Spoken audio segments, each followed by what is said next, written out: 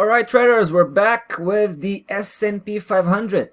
Also, this is our weekly ongoing update on the S&P 500. We're also very active on the S&P 500. We're holding a bullish position for ages, right? I mean, we've been riding out that bullish trend very successfully, I have to say.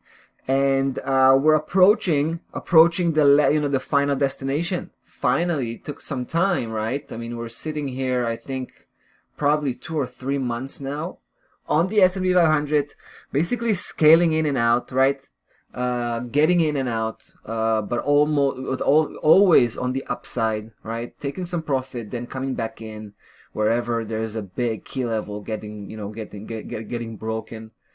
But for now, we think 33.13 is probably a very high level to work with.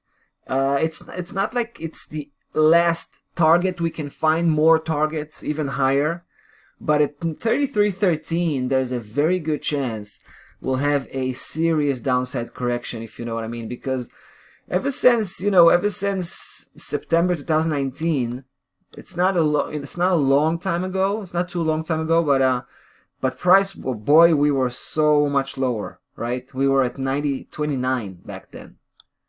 So, and if you're looking at what happened ever since, there was really, aside from this 2-day correction, there was really no serious downside correction, right? Ever since. Now, this is the daily chart we're talking about. So looking at, let's say beginning of October, to be fair.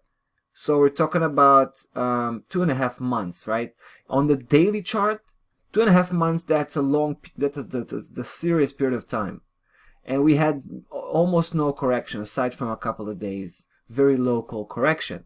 So we could expect, once we hit that 33.13, a deep correction that could go to 31 at remember that 31 spot level?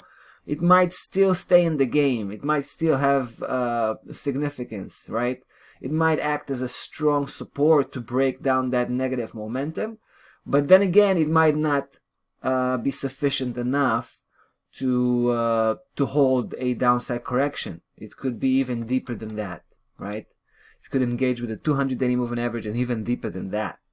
But I'm just saying, at 33.13, we'll be looking to flip over, right? We'll have that tendency to look for a bearish position. Obviously, we're not gonna force it. If price gonna have that easy break through that 33.13, and that's not gonna be enough just on the daily price action. It has to be confirmed by the weekly closing bar and later on by the monthly closing bar. But basically, these levels are very, very high. Obviously, this is a record, all-time high, right? This is an all-time record high right now on the S&P 500. So it's really exciting to be here. But we also have to remember we have to lock in, most of the profit that we have here, right? We have to protect most of the profit, not to mention, trying to get out with the most profit possible. All right, guys, we're closing in with the stop loss level, right? It's about time. As you can see, we're still keeping our distance, right? But it's now 31.70. We came from 31.50. It's not a big change.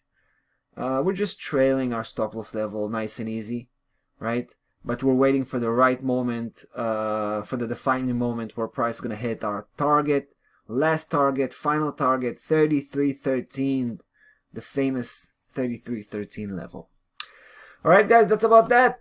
That's about that for the S&P 500. It's been a pleasure. We'll be back to follow up on this one as usual.